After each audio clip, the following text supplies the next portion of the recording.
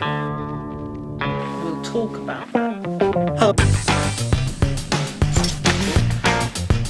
It's quite put.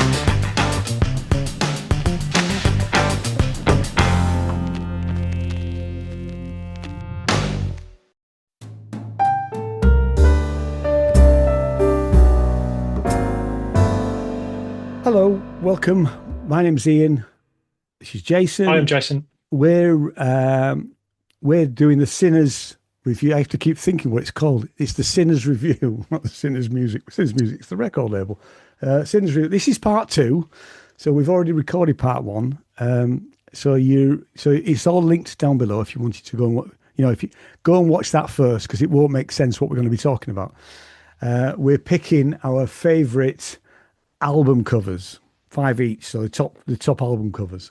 We've already picked our first 2. So we're on to number 3, which is yours. Number 4. We've only done 1.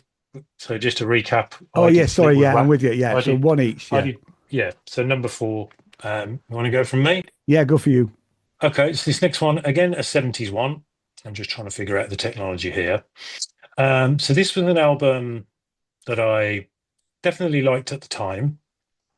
I think it's an iconic cover. There we go. If you can see that. I can see that. It's an album I liked at the time. So The Clash, London Calling. Yeah. It was their 3rd album. That sold more than 5 million copies at the time. So it was a huge album. The picture was taken, obviously, at a concert, a gig. So a gig that went pretty well. It was taken by a photographer, Penny Smith. Penny Smith, yeah. Penny Smith. So it's the bassist, Paul Simonon. Despite it being a good gig, he decided to destroy his bass guitar on stage. I guess it was that time where people were doing that. We were off the back of punk, all of that sort of stuff. So the picture itself is kind of out of focus because Penny, for the photographer, was actually backing away, so she wasn't getting hurt. So she said it's not her favourite work. She did follow the Clash on tour, and she said she's got much better pictures from a photographer's perspective. But I think that one is pretty iconic. It's really iconic. Now, something about it, I'm going to move out of the shot a minute. I think I'll magically disappear and come back. Yeah.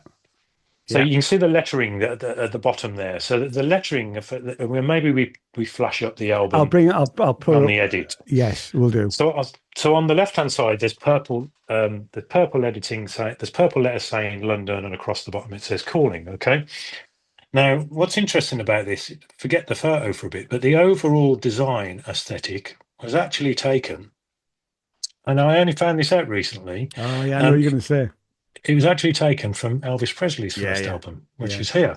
And again, I'm going to step aside, and you can see along the left, it will say Elvis in purple on the vertical axis and Presley in green on the horizontal. So really interesting. So, it basically just completely copied that album. They're so alike. You put them side by side, they're so alike. So, a good album anyway. It's a great album, actually. I always thought, on it. Is it Train in Vain? Train in Vain is a great song. What's the one in the supermarket? Isn't that on there as well? I think so, yeah. I mean, London Calling, of course. London Calling, of course. I remember somebody lent me their first album, which I did like. Didn't buy it, but I did buy London Calling. Right. I never really liked Sandinista. The double album came the last album, but that is a great album, But I was growing up to the sound of the Clash, and I think what the Clash did for me, because they started introducing kind of reggae vibes into their sound, and that then sent me off my formative years. I would be used to hearing the kind of reggae bass, the reggae, the rim shots, the drums, the rhythms, and it kind of sent me onto that. So another point on that, and the reason why I chose it, again, I'm just going to move out of the way. So this is that same iconic shot, Paul Simonon, live on stage. Now, this actual picture was done by a friend of mine, and I've mentioned him before, Ian. He's a guy who does the stipple drawings. Oh, yeah. The stipple drawings made of ink dots. So this is actually his interpretation of that. Wow. So he did the original, and he sells prints of it. But if you just look at that, you can see the crowd. I'm going to go that way. You can see the guitar lead. I mean, look at the shadow effects and everything on that. So he did that as stipple drawing, and I think it's awesome. It is awesome. So His name is Martin Rolt. We'll maybe link his website because I think he's deserved of it. He doesn't know his stipple drawings are amazing, but there's a lot of other good stuff. The website's Martin Rolt Art. So Rolt is like Volt. Yeah. So I guess why that album means something to me. The Clash were very influential for me in terms of the music style and genres I would go on to listen to. And then, some years later, a friend of mine who I used to DJ with has recreated it, and it's I'm definitely going to buy a print off him and hang it somewhere in my house. That is absolutely stunning. But it's a class picture, isn't it? It is, it's absolutely class. My Clash story is that, because the Clash went and they busked. And I remember bumping into a girl that I knew, a girl called Tracy in York. I said, "Hi, Tracy, what are you doing? Where are you off?" She says, "I'm off to see the Clash." I said, "Where are they playing?" "Oh, they're busking in Parliament Street in York." And I was at work, so I was just going back to work, so I couldn't go and see the Clash as they busked in Parliament Street in York. Wow. So, but yeah, no, great band, great album, really. Yeah, number 4. So over to you. Okay, right. I don't know where do we go next? I think we go. This is my curved ball, okay, and I only just picked this one today because I'll be honest, I had another one in there which was Blondie, and in fact it's still here somewhere. I lost it. Oh yeah, I did pick that one first of all, but then I changed my mind. This is Blondie's second album, first album that I bought, and actually it's worth mentioning about this. I saw them on that tour, so I saw them on their first headline tour. And I was backstage, it was in Manchester. Me and my friend blagged our way in by doing a review of the gig. And they, talking about smashing up the gear, they were clearly there was some needle going on with the band because no encore, Jimmy, the keyboard player, was sort of scrapping a bit with Clem Burke, and Clem Burke kicked his kit over. Oh, he smashed his kit at the end, but it was they were brilliant. They were amazing. But so yeah, that almost made it. Maybe that should have made it. But anyway, this is my other one. So this is a rather elaborate. This is I've Tommy. never seen that before. No, you won't. Oh, is that the cover for Tommy? Oh, wow, but this is this is. The record is useless now. It's I've played it to death. So it's the Who's Tommy, but it's done by orchestra. So, and when you open it up, I mean, like I say, it is unplayable, but you get a pinball machine, double album. Nice. And I can't remember who was on it there's a book and there's a booklet. The booklet will tell me who's on it. So the booklet looks like that. And we have, so it's written by Pete Townsend of The Who, London Symphony Orchestra and Chamber Choir, guest soloist Pete Townsend, Sandy Denny, Graham Bell. I don't know who Graham Bell is. Stevie Winwood, Maggie Bell. She was from some band in the 70s, if I remember rightly. Richie Havens, somebody called Mary Clayton, Roger Daltrey, obviously, John Entwistle, Ringo Starr, Rod Stewart again, and Richard Harris. Oh, we go. Like I say, it's been played to death, and each song has got the lyrics and a picture. It's sort of starting to fall apart a bit because it's and I'm over the years I've thought about selling it, but I'm glad I didn't now. But like I say, as an album, it's actually unplayable now. Vinyl, I'd have to listen to it on streaming. But do you prefer that LSO version, the symphony orchestra version, to the original? No, I tell you the version that I have Tommy by The Who, the original album, but I've also got, I think it's on the Who Live at Leeds extended album, where they play the whole of Tommy live. And, for those people that said that Keith Moon was just literally all over the place, what a phenomenal drummer he was live. you know. That I think because it's got that live feel and it's and all the rest of it of them playing it. That I think is the best version, really. I've also got Quadrophenia with the demos that Pete Townsend did, and that's a really interesting listen. If you listen to his demos are so good you could just release them. Right. The only thing that's missing is Roger Daltrey's vocals, and I mean, and you could argue that the drum is because he's playing all the instruments. Is Townsend, the drums are nothing like Keith Moon would play, Right. but the demos are phenomenally good that he would give to the band. So and no, I don't prefer it. I mean, I think it is of its time. But it's a good interpretation. It's a very good interpretation. Yeah. Right. Yeah.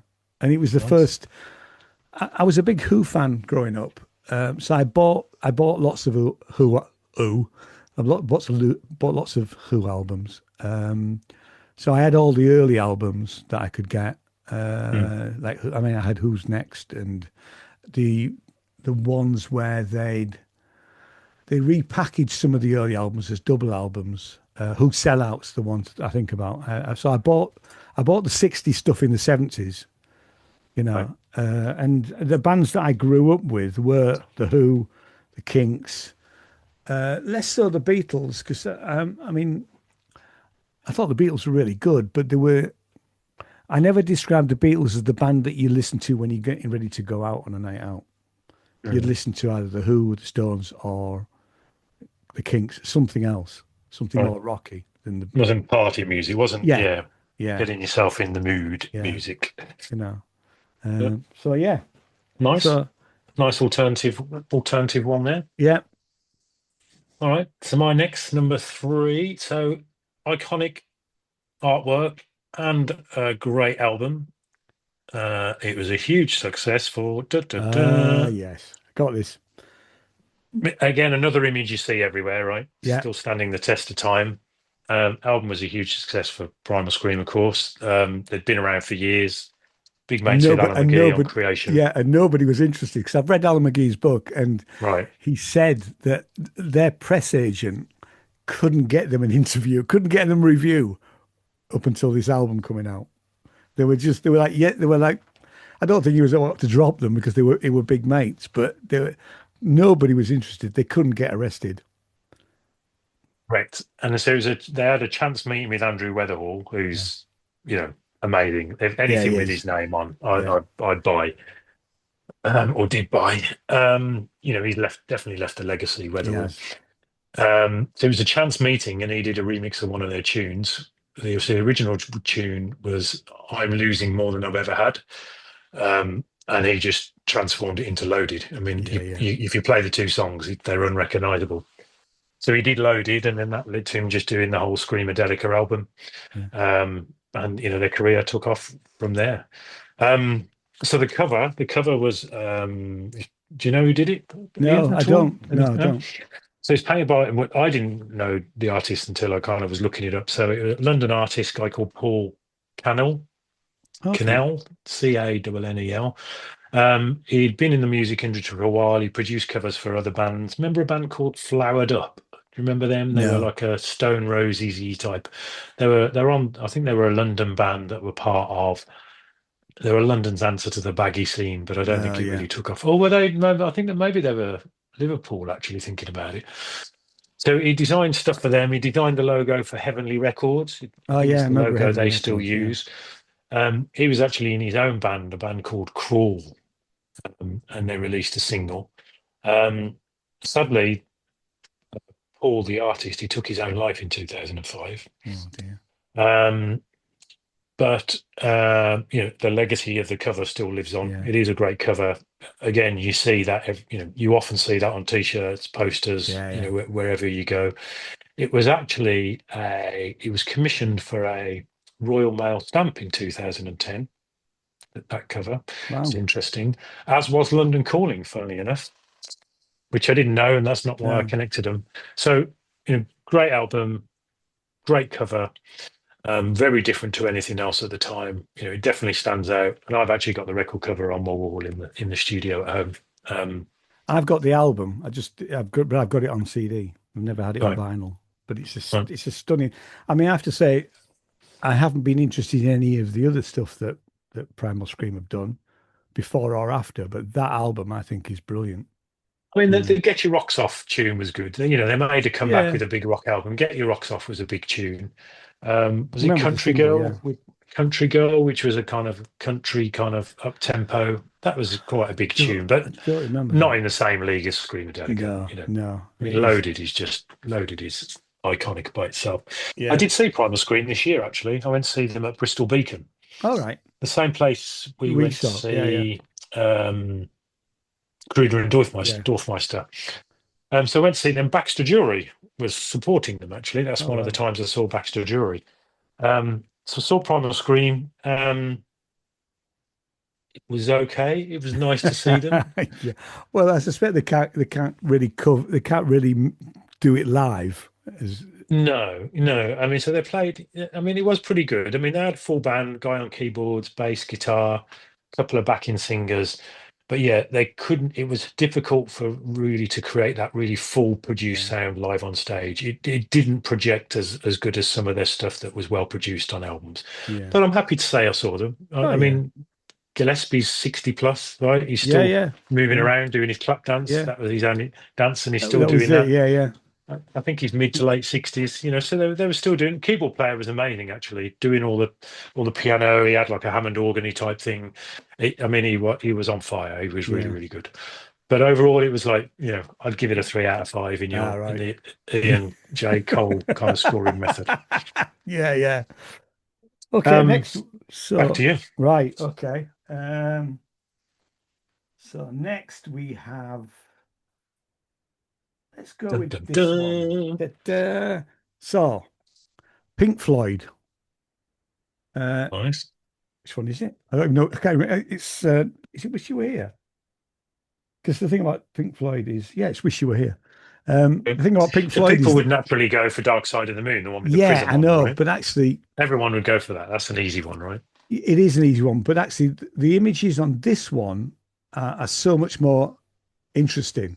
I mean, Right. especially because I saw a documentary about this image, this first image about the man on fire, and I think he did it 3 times, and then he said, "I'm not doing it anymore," because Right. he was literally starting to get burnt, and because in those Right. days it's not, there's no CGI going on here or any manipulation. He's actually on fire, you know. Wow. But I mean, and you don't see the band at all on it. It's just, different images that they find interesting. So the whole thing is a series of images, and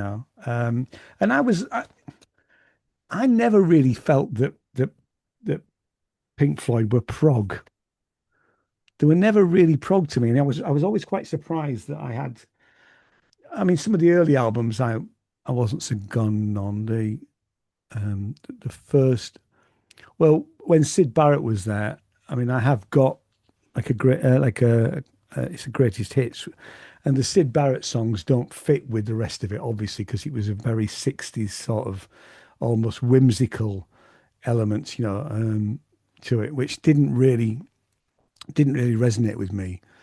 But once they become more ambient, and that probably starts with Dark Side of the Moon. And I do remember, I now own a copy of Dark Side of the Moon on CD. But listening to it at a friend's house, we should have been doing drugs, and I can't remember if we were.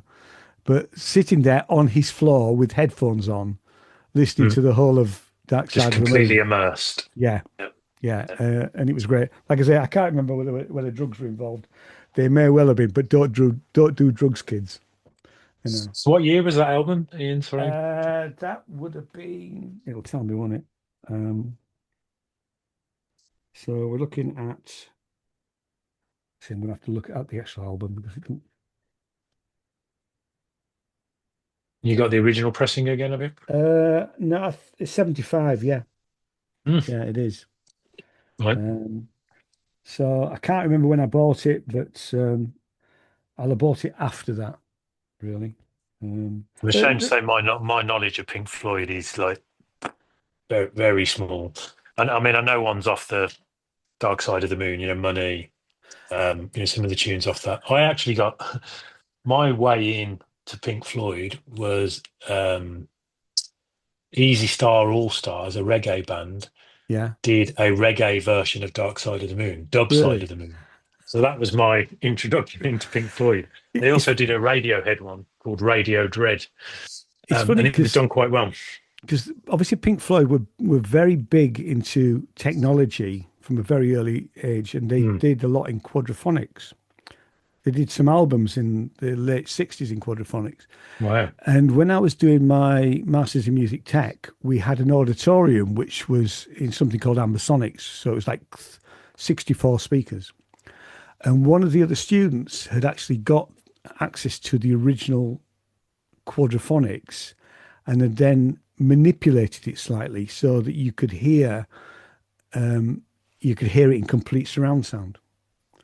And we sat there one afternoon, and the amount of detail and information on the back of it, there's like half a dozen of us sat in the middle of this auditorium listening to Dark Side of the Moon, but and all this sort of stereo stuff is at the front, but all the stuff that's going on behind you, was quite phenomenal, really.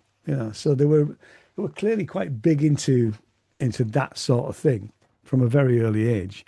I know they messed around with it in the last album. The final cut is stereo, but it's meant to be a type of binaural, which they'd helped to develop, I believe, at the time. Okay. I have to say, I've listened to it on headphones. I've got the album.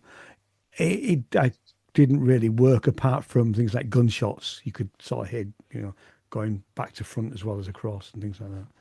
Right. So yeah, but Okay. yeah, I mean, and I am surprised that I've got so many Pink Floyd albums. I didn't like it when Roger Waters left. I thought it became a lesser band with Dave Gilmour leading the way. I don't think he was necessarily the better songwriter or better vocalist for that matter, really. And I have got a couple of albums with him singing, but So I've got to mention before we move off Pink Floyd, I'll have to give a shout out to Meg, the female vocalist for Ramshackle. She also does vocals in a Pink Floyd tribute act called Thought Control. And they play kind of once a month, around theatres and, kind of big venues around the UK.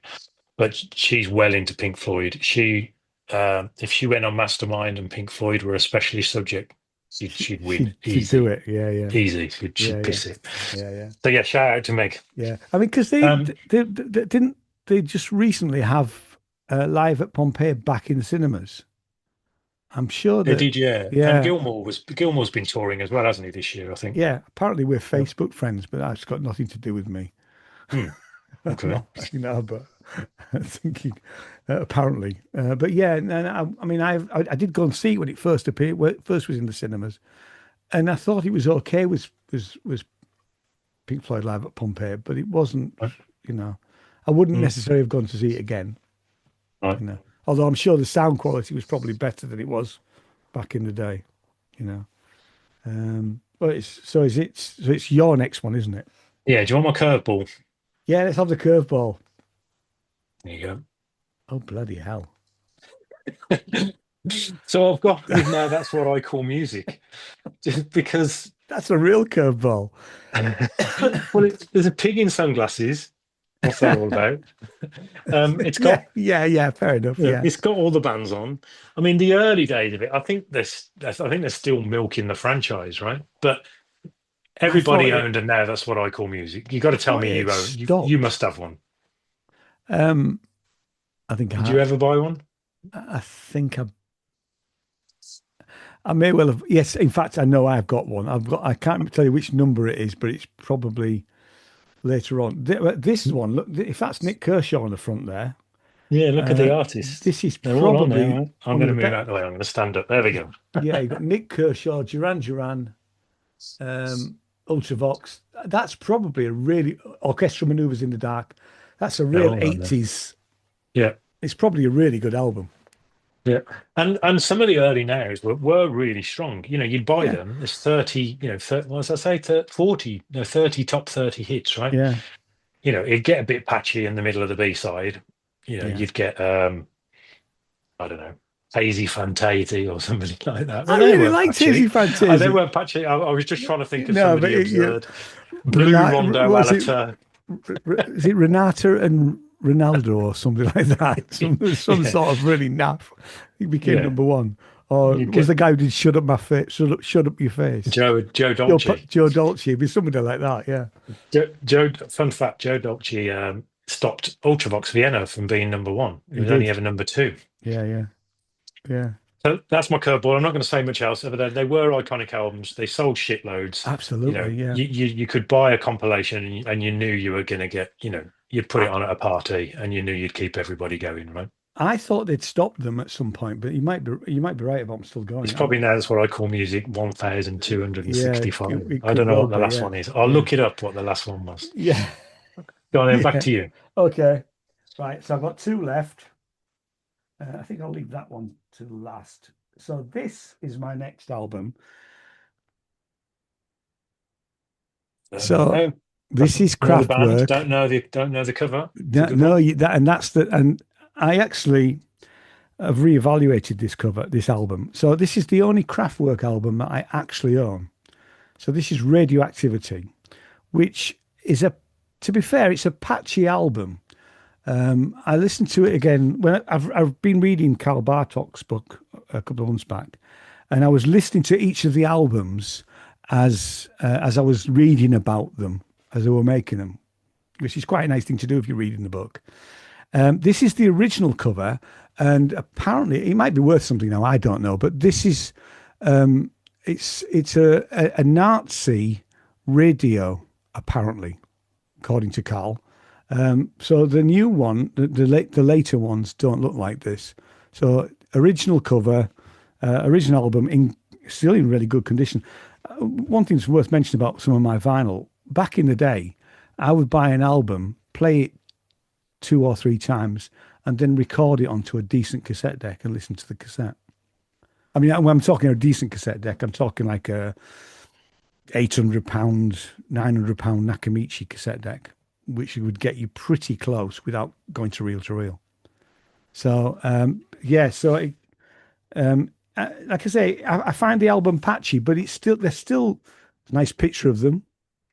They're still technically in their experimental phase, you know. And what we should do is we should look at my copy of the 100 best record covers and see how many of our 10 actually Yeah, it'd make. be an interesting Yeah. comparison. Yeah. I suspect this isn't there because I think they'll have chosen something else by Kraftwerk. I'm not a massive Kraftwerk fan. I completely understand why they are so influential. But for me, they lacked melody. I know there are melodies in there, but I always tended to struggle to really find the melodies, and I always found the music sort of almost too Germanic, really. But when you look at what they were doing when they were doing it, they were so far ahead of everybody else. There's so much music that wouldn't exist today if Yeah, Kraftwerk hadn't exactly, have exactly. So existed. I'm not knocking them. I'm just saying that for me, they don't speak to me as an electronic band as other bands do. You Mm. know, but I completely get where what they were doing at the time. What's the album? What album is it again? Sorry, Ian, I may have missed it. It's Radioactivity. Radioactivity. Yeah, Okay. and actually we've just had the notification, so we're going to have to go to part 3. So now number ones. So that's a good time to actually break off and do part 3, because yeah, we've got number 1. So we'll be back shortly. Bye. Fantastic. Can't wait. See ya. Okay, mate.